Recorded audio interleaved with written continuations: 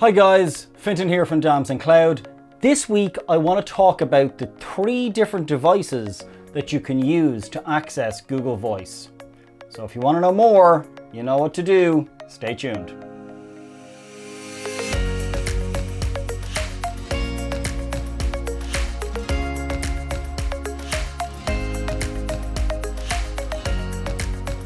Hi guys, and welcome back. I wanted to take the opportunity with this particular video to just go through some of the key benefits of Google Voice, and one of the primary ones is the ability to access your phone number on multiple devices. So I wanted to show what that looked like in reality, because a lot of people may not have used or seen Google Voice. We've been using it here at Damson for over a year, and we have found it extremely beneficial, and Google Voice's features have now reached a point where we believe it can be used as a business's primary telephony or telephone solution. So we actually had a customer who, when the pandemic hit, all of their employees had to go work from home, and they struggled with people being able to answer calls easily from home and divert those calls to people who needed to answer them. And I think that sort of cloud-based telephony, or VoIP, some people will be familiar with. It's sort of become more prevalent in the last few years. But it's also, we're moving to a point now where traditional telephone solutions are actually going to be phased out really over the next kind of couple of years, and there's a future in the not so distant future where all telephone systems are going to be cloud-based, and Google are now pushing themselves to lead the way in some of the features that you can get within cloud-based telephony. Some amazing features are the ability to access it on any device, which is fantastic. We've used a VoIP solution for our business pretty much since the company started, or certainly since VoIP was available in Ireland. And even though it's a very flexible system, it still isn't as flexible as a solution like Google Voice. So I just wanted to go through the 3 devices that you can access Google Voice on: your mobile device, your laptop or desktop, which is basically the web browser essentially, and then also this is a Polycom, or Poly as it's known now, desktop phone. And we did a video on this actually, I think about a year ago, on sort of setting it up, but I just thought it might be good to do a refresher, as I said, particularly with so many people working from home. And I know some people just like having a desk phone, or maybe have a requirement for that, so I thought it would be good to show that as well. So I have a little bit of a different setup than maybe you're used to. This camera is normally hiding off to the side, but it's going to be here so that I can just show some close kind of zoomed in shots, and I think that will probably be beneficial for people as well. Okay, so I thought I might start with the web browser and maybe the mobile device, because I think they're probably the kind of primary ones that most people are going to be utilizing. So I think that probably makes the most sense. Okay, so I'm going to start off with the screen recording on here. So in order to access Google Voice, I can actually access Google Voice in 2 different ways now on the web browser. So firstly, within Gmail, you can click on the drop down and go to Google Voice, or you can just type in voice.google.com. I think I have it further down. It's not in my list of apps. I'm just going to go to voice.google.com. So I think I haven't added the link in there, and that will bring me to my Google Voice. I can access my previously dialed numbers in here on the left hand side. I can look at some suggestions, so it might be suggesting some contacts that I maybe have called recently, or are part of my, actually these aren't called recently ones, but these are people who are in my contact list, and so it's suggesting some of those, so Donal and some of my colleagues. I can enter a phone number. It's got my number up here. There's some interesting quick access here that Google have added recently, where you can quickly change the microphone and the ringing and the speakers. And you can use this with any device that you can connect into your laptop or desktop. You can use with Google Voice. So I very often will use my Yeti microphone, or sometimes if I'm wandering around the office, I might use my these are Bluetooth headphones from Urban Ear that I quite like, and they sort of have quite a seal around them, so I quite like that, and they have a built-in microphone. So if I connected those, I would have that as an option as well. At the moment, I've only got the sort of primary device. I've also got one virtual device there as well, which you can see. So if I turn these on, these will connect into my Bluetooth on here pretty quickly. I can see there, little platinum 2, and then within a few minutes I should have, it's actually already picked it up, and this is my default, so it's actually defaulted to this as well, which is pretty good. So I'm going to connect that back to the Mac because I just wanted to use the Mac for now, but I just want people to know that you can connect in other headphones and mics and speakers, because I think that's important, particularly when you're working from home and you've got kids and stuff like that. You want to make sure, obviously, that people can hear you. In the settings, you've got things like your phone number, the different devices that you've got to connect it to. You can link it to other numbers as well. Whether you want outgoing calls or anonymous ID, incoming calls, to select the devices that you want the incoming calls to actually ring on. So often, if we've got a solution like Google Voice on different devices, maybe you don't want it ringing on all of them. Maybe you only want it ringing on your web device or on your Android device. It just kind of depends. And then call forwarding, if you've got linked devices, you can forward your calls on to your mobile maybe. I don't really use the call forwarding because I don't really, I can access it on there in the app, so I don't really need that. Receive email alerts for missed calls, so that's an important one. Screening calls. This allows you to screen the calls coming in. I didn't like this because I think some people got confused as to whether they were through to my voicemail or not, and so I didn't turn that feature on. And then I can show my Google Voice number as a caller ID when forwarding calls, so that's quite useful. And then you can also have it link in with your calendar, so out of office hours and things like that, you can sort of set within here so that it will sort of divert it to your voicemail when you're out of the office. I can record my own greeting, which I've done here. Hi, through to Fintan Murphy from Damson Cloud. Leave a message after the tone. But if I didn't want that, I could just use the default one that Google has in there, which is fine. Web notifications as well, you can have those on or off. Billing history, none of that is relevant. Spam filtering, so you can actually have it filter out messages that Google thinks is spam, so that can be quite useful for people. And so that's kind of the general settings within Google Voice. And as I said, that they're primarily within the web interface. And then down on the left-hand side, I've got my voicemail. So I've got a voicemail here from Gordon. He did a little test for me. And I can hit play. It will actually play Gordon's voicemail. I just wanted to check in with you around that G Suite proposal.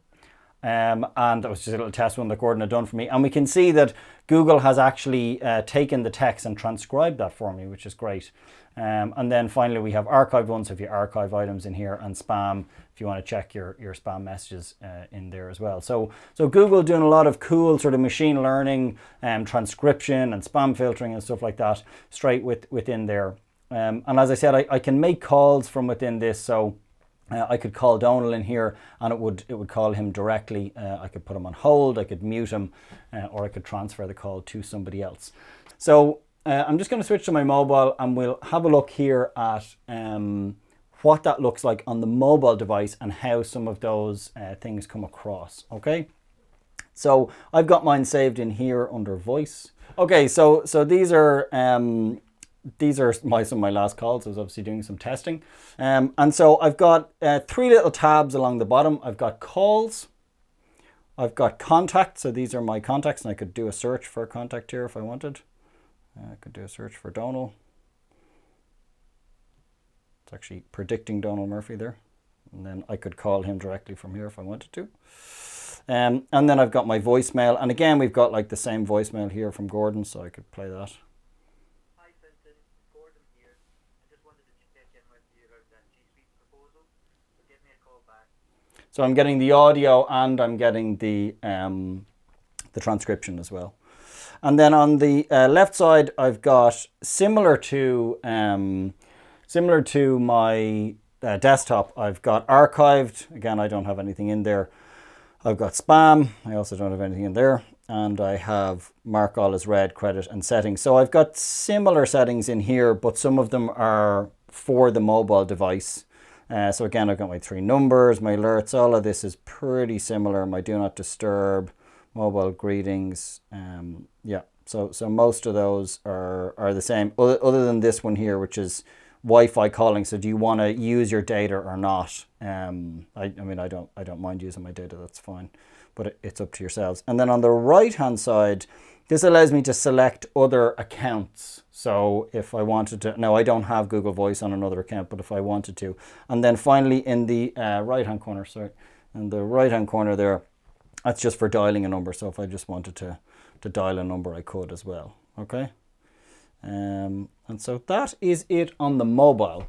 So the next one I wanted to show was the Polycom Phone. Now this one's probably not the most complex, but there's obviously a little bit of a setup in it, as you might imagine.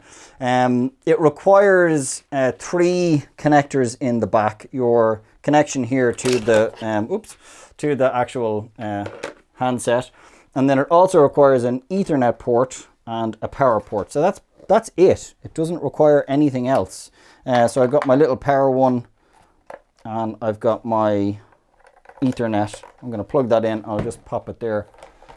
Okay, I'll do maybe a quick zoom out on it so you can just see you've got usual dial-ins, you've got transfer, you got a nice big mute button there at the bottom. If you can see that. Up and down volumes, headset, things like that.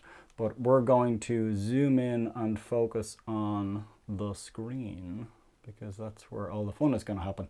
So I've got redial list, call forwarding, do not disturb lines. And at the moment, this isn't connected to any device. So what I've got to do is I've got to go into the admin console, and in the admin console, you've got to go into settings for Google Voice, service management, and then desk phones. And then all that you do is you add a desk phone, you select the type. At the moment, it's just this version that's available. And all you have to do is type in the MAC address for this device. So I just have to find the MAC address on the back of this and type it in. So I'm going to type this in here, which will be blurred out so that nobody can mess with my phone. D18. And then I'm going to put in the user's email address. I'm going to put in my email address and select myself. And we will call this Finn's phone. I'm going to save it. And so that will then set up this phone as a desk phone. And it's going to tell me that the desk phone is going to need to reboot. And obviously it needs to be connected to the internet. It's actually already rebooting. So it's doing a little restart there. You can see the Poly coming up. And so what's fantastic about this, particularly for IT people who will be familiar with some of the stresses of trying to set up things like desk phones, is that you can do all of this remotely. So I can actually see now the MAC address, the user, and I can see the status of the phone. And once this reboots, and I think it's got to reboot twice as far as I know, and comes back online, then I will be able to see on here whether that device is online, and I'll know from this whether I can use it as well. So it just makes the setup much more seamless for IT and for end users, that they can just get sent out a phone, and then within a few minutes, IT can have them set up and ready to go. So I'm just going to refresh this on here. Okay, so we've got a not in service, so we're progressing along. It's rebooted now once or twice for me. And when it comes back up, we will have a phone online. It's the VX350. It's actually seen the device model now, and you'll see here now it says Fintan Murphy, and it has my number on there as well. And so if I take my phone, do another refresh on here, take my phone on here, and we have it's online on this now. But if I just take my mobile is what I'm doing here, and what I'm going to do is just from my mobile, I'm going to dial my Google Voice number. So we're going to dial 2039. I don't mind this being out here. People can call me if they want. 0044. Okay. So if I call this should ring on here actually, and it should ring on this. So this is just from my actual mobile phone. Okay, so now we can see the call coming in on here, and it's ringing on here as well. It's actually ringing. I've got too many tabs open, so it's ringing within Google Voice on Gmail, which is the other place that you can answer it. So I can answer this here. Hello, Fintan, you're talking to yourself? Very good.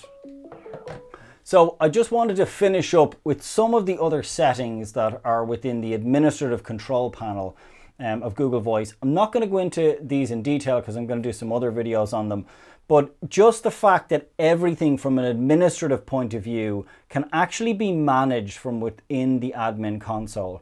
So within here in our little test environment, I can see lists of users, I can assign them numbers, I can also set up ring groups, and ring groups basically allow you to, we'd actually done a previous video all on ring groups, but essentially it allows you to have a number that someone dials ring on multiple users' phones at the same time. It can do what's called a round robin, or it can ring simultaneously.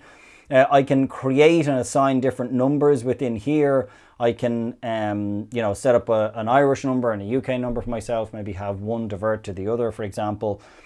You can have different locations, so we've got Ireland and the UK. You can have auto attendants. An auto attendant is essentially a solution where it's sort of, there's another name with it normally within the sort of telephony industry, but essentially it will take the call for you, sort of a virtual assistant.